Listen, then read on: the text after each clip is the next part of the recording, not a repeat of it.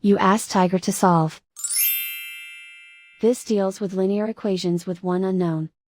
The final result is y equals -1/2. Let's solve it step by step. Simplify the expression. Group like terms.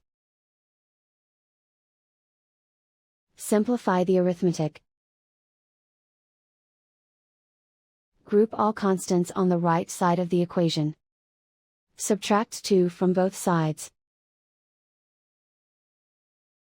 Simplify the arithmetic.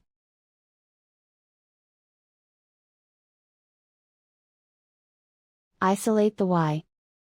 Divide both sides by 4. Simplify the fraction. Find the greatest common factor of the numerator and denominator. Factor out and cancel the greatest common factor. And so the final result is y equals -1/2.